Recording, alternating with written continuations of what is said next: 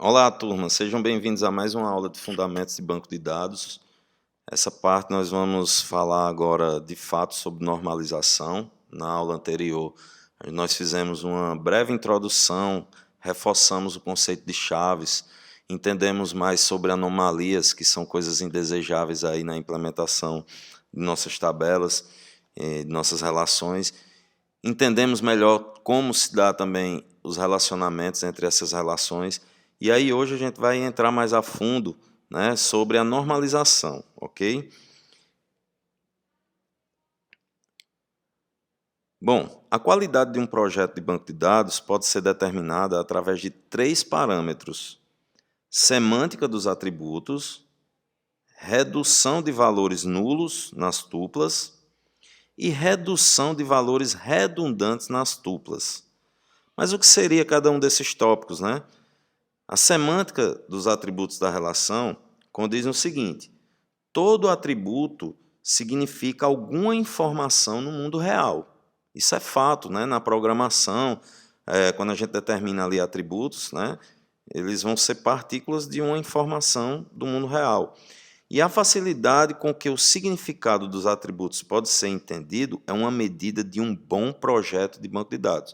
O que vai determinar, né, essa medição vai ser o quão significativo está aquele atributo para quem está vendo o banco.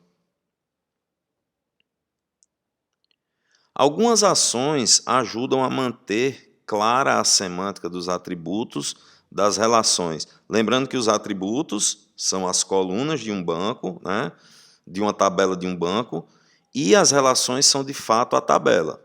Então, usar bons nomes para os atributos, né, estabelecer identificadores sugestivos que liga ao que ele representa, é uma ótima prática. Não misturar os dados de entidades distintas em uma única relação, ou seja, misturar atributos de uma outra tabela dentro de uma tabela que está ali em evidência, também não é uma boa prática, né? Exceto os atributos que representam o relacionamento entre essas entidades. Porque a gente viu, né, na aula anterior, na parte 1 sobre normalização, que existem referências necessárias para que as tabelas se comuniquem, as relações se comuniquem, tá? Mas, com exceção desse caso, né, é bom evitar que sejam atribuídos recursos de uma outra tabela, né, em outra tabela, ok? De valores nulos nas tuplas. Valores nulos em tuplas. Alguns bancos de dados eles podem criar relações grandes com muitos atributos que não se aplicam a todas as tuplas da relação. Lembrando que as tuplas são as linhas, certo? Então, muitas tuplas com valores nulos não é uma boa prática. É isso que se quer dizer, né? A redução desses valores nulos é o que é a otimização para um banco. Então, problemas com valores nulos em tuplas. A gente tem o quê? O desperdício de espaço, que quando você tem valores nulos ali numa tupla, você está desperdiçando um espaço que poderia estar sendo reutilizado, né? Problemas no entendimento do significado do atributo. Você vê ali uma coisa nula, você meio que fica sem entender o significado daquele atributo. E problemas com a operação de junção. De repente você tem uma junção, uma composição de atributos e acaba tendo problema com esse tipo de operações, né? Principalmente se forem operações matemáticas, por exemplo. Então, quando você tem uma fórmula que pega um conteúdo de uma tupla que tem um valor nulo, né? Você já vai infringir aí, né, o funcionamento daquela fórmula, por exemplo, daquela operação. Informações redundantes na tupla também é um problema. Então, um bom projeto de banco de dados visa minimizar o espaço de armazenamento dos dados. Quanto mais minimizado, melhor. Isto pode ser feito evitando a redundância de informações nas tuplas. Informações redundantes, além de aumentar o gasto com armazenamento, pode levar a problemas de consistência. Então, a redundância é a ideia de repetição, por exemplo.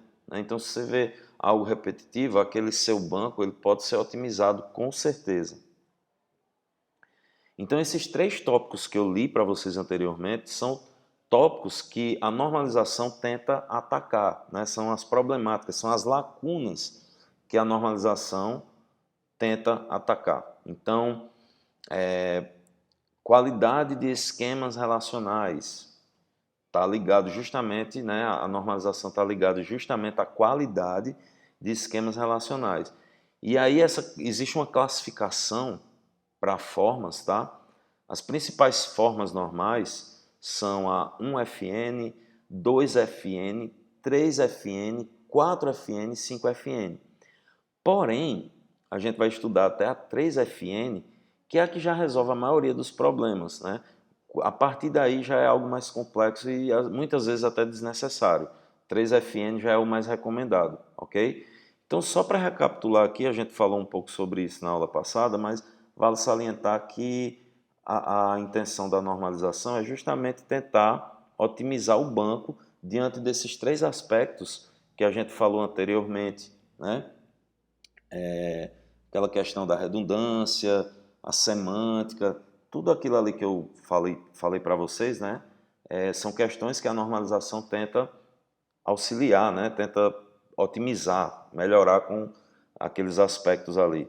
Então, a primeira forma normal consiste no seguinte: uma relação, ou seja, uma tabela, tá, gente? Lembrem-se disso, que uma relação é uma tabela. Então, uma relação está em 1FN, ou seja, na primeira forma normal, se ela contém apenas atributos atômicos. Isso implica que cada atributo da relação é indivisível. Um atributo não pode ter um conjunto de valores, não existe nenhum atributo multivalorado dentro da tabela. Em outras palavras, consiste o seguinte: cada linha de tabela deve representar um registro. Cada célula de tabela deve conter um único valor. Então é o seguinte, para que a gente vá aplicando as formas normais, a gente pode ir por etapas. Então, para que a gente garanta a primeira forma normal, eu tenho que levar em consideração essas questões, que eu minimizei, né, falando que cada linha de tabela deve representar um registro e que cada célula de tabela deve conter um único valor. Ou seja, a ideia de atributos multivalorados não se enquadra na primeira forma normal. Isso implica dizer que não é uma boa prática, né? Então, o atributo telefone aqui dessa relação, dessa tabela aqui, observe que ele é multivalorado. Então, essa tabela ela não está na primeira forma normal. Qual seria a solução? Geralmente, vocês vão ver sempre o desmembramento, né, desses atributos aí, gerando novas relações. Olha a solução qual foi. A gente tem agora uma tabela específica, né, de telefone.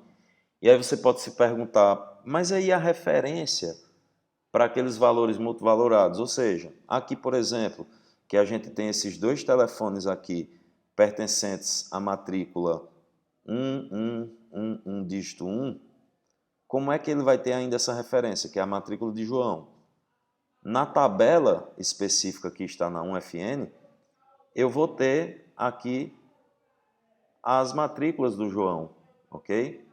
Gente, só um detalhe, como eu estou numa escola aqui, é bem provável que vocês ouçam vários barulhos, inclusive está bem próximo da pausa, então assim que isso ocorrer, ignorem aí a barulheira, tá? Vou tentar minimizar isso, mas é meio difícil. Mas enfim, então isso garante a primeira forma normal. Outro exemplo aqui, ó, que indica que essa relação não está na primeira forma normal. Repare que cada linha não necessariamente representa um único registro. Essa linha, por exemplo, aqui, ó, do cliente Fernando, né, uma tabela de locações de filmes. Então, aqui em locações, a gente tem dois filmes, ó, Alien, ficção, A Caverna, suspense. Então, já é um primeiro problema, né? A gente tem um atributo multivalorado. Existem, né, casos que representam aqui duas locações. Esses dois casos aqui de cima, né? É possível ver.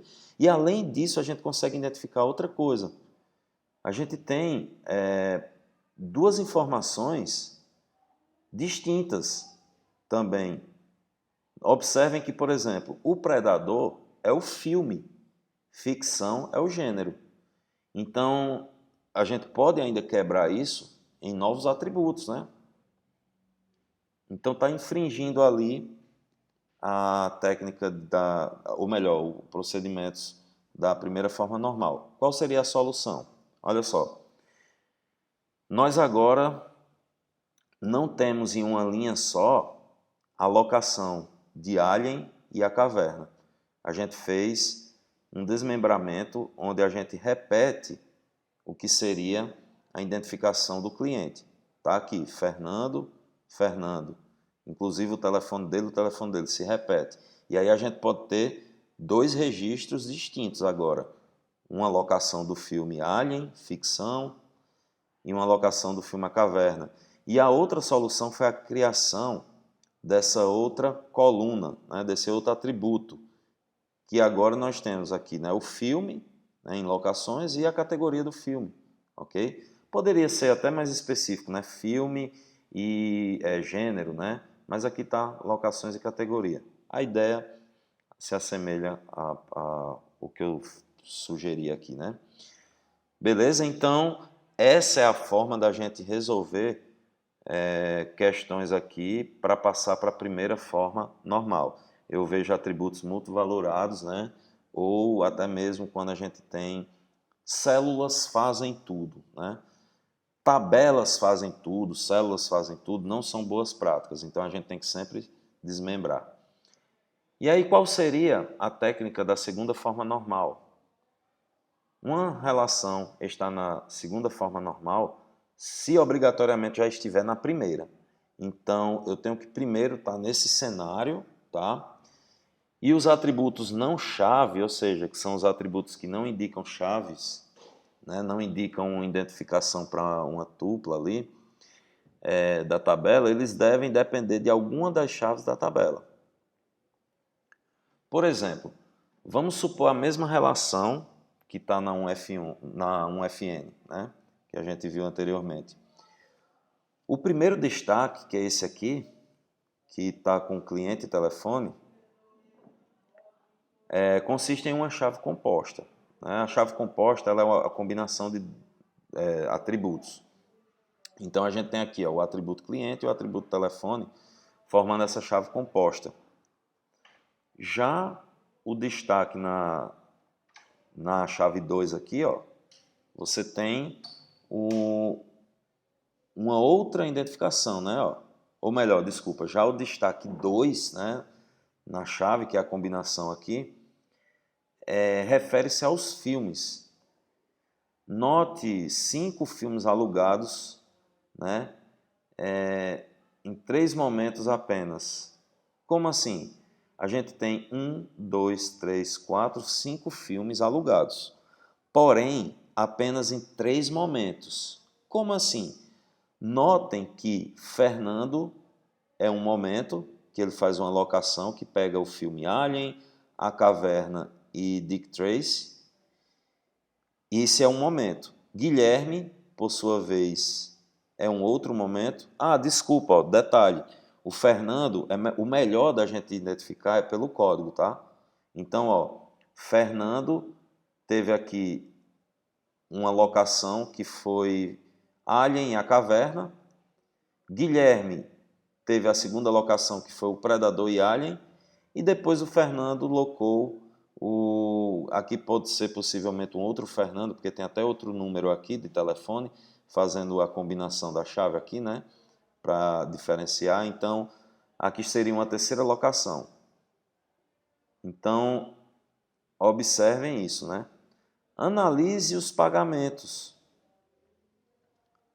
Observe que a gente tem aqui o quê? Redundâncias. Tá vendo? A gente tem repetições aqui, tá? Como assim, professor? Olha, a locação do Fernando aqui custou R$10. Então, ele se repete aqui, ó. O do Guilherme, 5, né?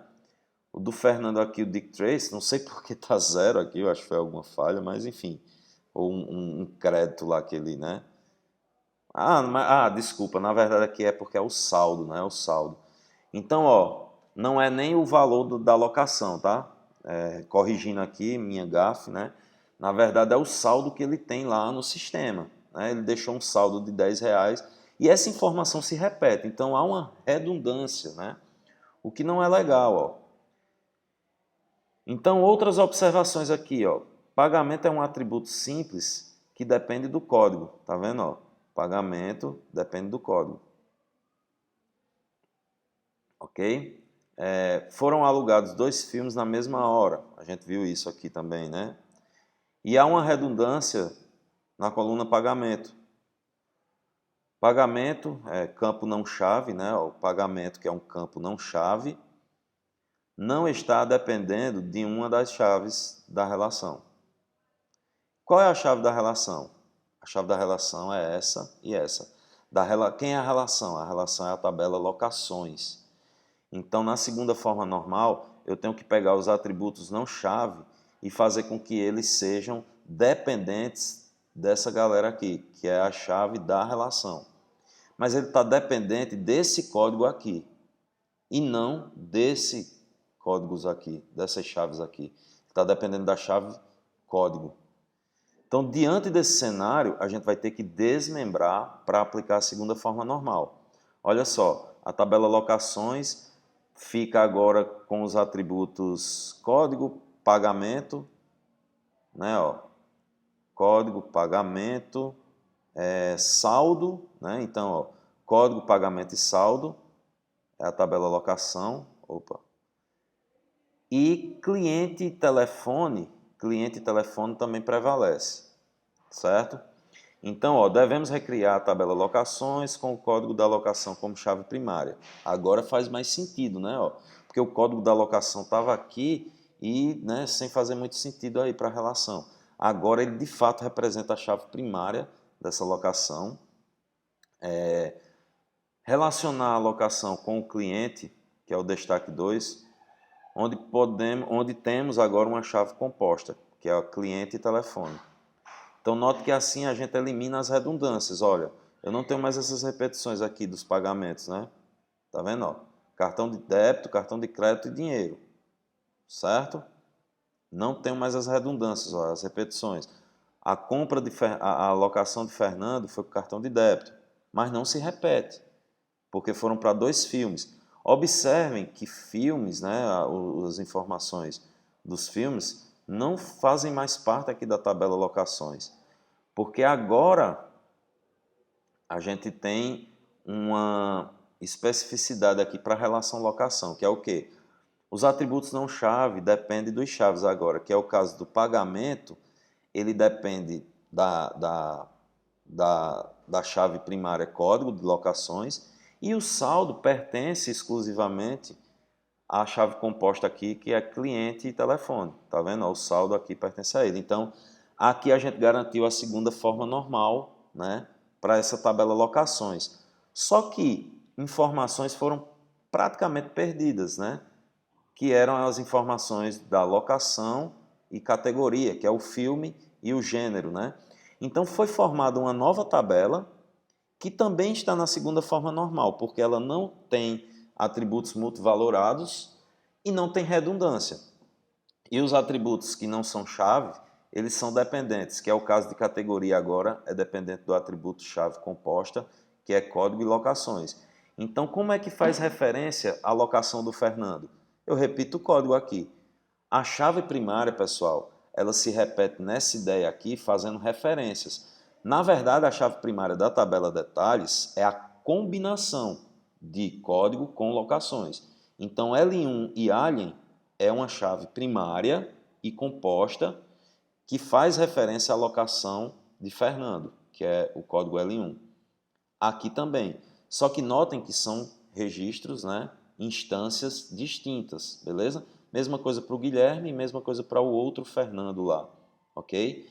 Então, assim, a gente nota que temos um aprimoramento aqui com o desmembramento, né? E, assim, então quer dizer que são coisas distintas? São relações distintas, porém, tendo relação. Qual é a relação? L1 faz referência ao código aqui da locação do Fernando. L2 da alocação do predador e do alien para a alocação do Guilherme. E L3 para do outro Fernando. Tá? E aquele valor também de saldo, né, e a forma de pagamento, nota que não se repete mais, não há mais aquela redundância. Né? Você está vendo, já pensou aquela repetição, né? É inviável. E aí chegamos finalmente à terceira forma normal, né? Como é que a gente aplica a terceira forma normal? Então, uma tabela, ela vai estar na terceira forma normal se ela já está obrigatoriamente na segunda forma normal, que aplica as considerações que a gente viu para a primeira forma, né? E a segunda, evidentemente. E mais esse agravante, que é o que a gente vai levar em consideração agora.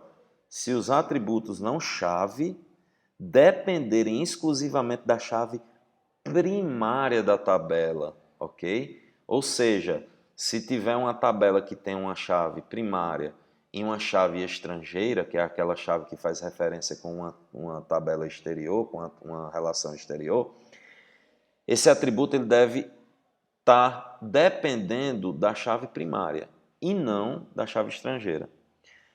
Às vezes fica confuso a interpretação sobre sobre qual dependência o atributo se encontra, né?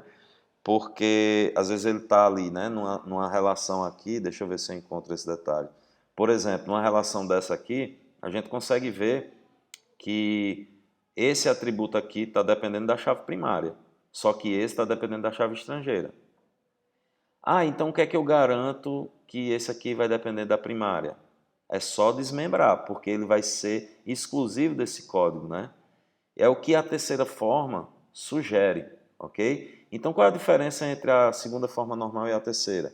A segunda forma normal, os atributos não chave dependem exclusivamente de qualquer chave da tabela, seja ela estrangeira ou primária, que era o que ocorria ali no exemplo que eu mostrei há pouco.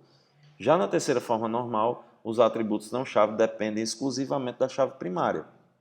Então, considere as últimas tabelas que a gente fez, né? Ó. Aqui a gente tem o seguinte cenário. Vamos focar primeiro na tabela locações. Note que saldo depende de cliente e telefone, que é uma chave composta, que ela faz referência, né, ao externo também. Notem que, nesse caso, né, não está na terceira forma, está na segunda. Apesar de estar na segunda forma normal, esta dependência em vermelho representa uma insatisfação para a terceira forma normal, pois ocorre para um campo-chave composto e não para uma chave primária. O que é que eu faço? Desmembro. Olha aqui, devemos desmembrar a tabela locações criando uma nova tabela chamada clientes. E faz todo sentido, né, gente? Um cliente é uma entidade, então ele merece uma tabela. Então temos aqui agora, ó, no caso aqui, o saldo, que era dependente da chave composta, né, torna-se agora dependente de uma chave primária, que é o quê?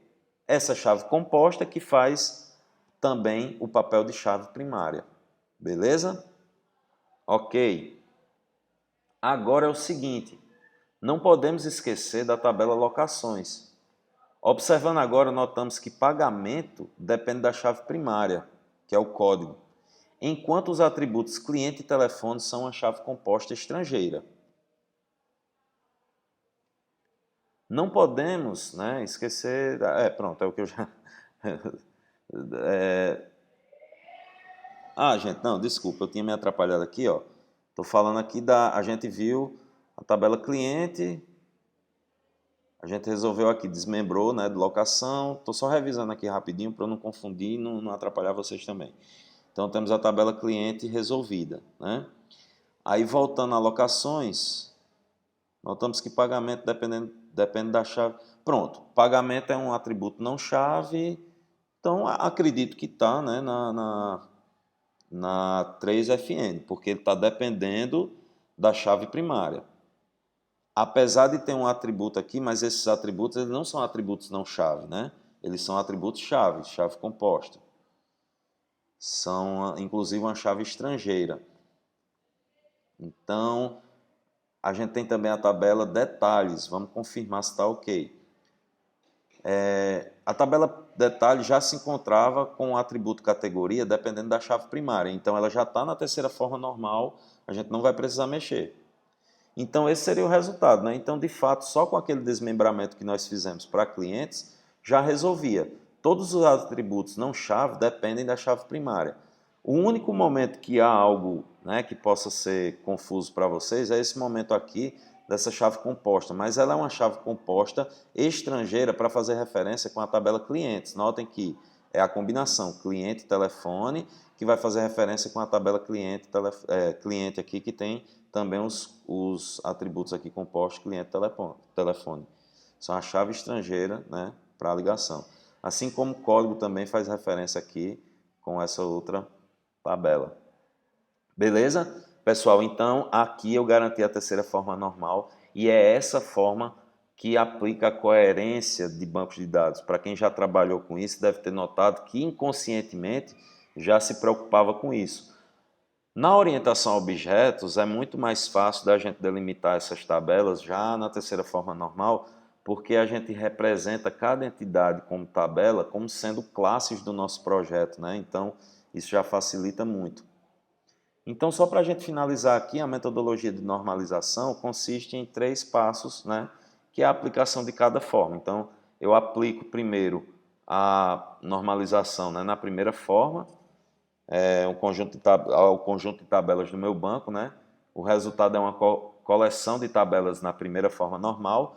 O passo 2 é pegar essas tabelas que estão na primeira forma normal, eliminar todas as dependências, né, funcionais não totais, e o resultado já vai ser, consequentemente, uma tabela, uma coleção de tabelas da segunda forma normal, e aí eu vou tomar projeções dessas tabelas da segunda forma normal para eliminar todas as dependências por chaves quaisquer, né? E passar para chaves primárias. O resultado é uma coleção de relações de terceira forma normal, né? Quando eu digo chaves quaisquer, chaves que não sejam primárias. Então, fazendo com que os atributos não chave tenham dependência apenas da chave primária, eu garanto a terceira forma normal. Então, considerações finais, né? Um bom projeto de banco de dados visa sempre manter todas as tabelas normalizadas no grau 3, ou seja, terceira forma normal. Infelizmente, nem sempre isso é possível, porque muitas vezes abre-se mão do grau de normalização para aumentar o desempenho de algumas consultas, o que acaba tornando aquelas tabelas que eu brinquei chamando elas de tabelas fazem tudo, né? Ok? Então é isso, gente. Espero que vocês tenham entendido, né? Qualquer dúvida, entrem em contato comigo via e-mail. Vou estar passando uma atividadezinha para vocês fixarem aí o conhecimento. Então é isso. Obrigado pela atenção e até a próxima.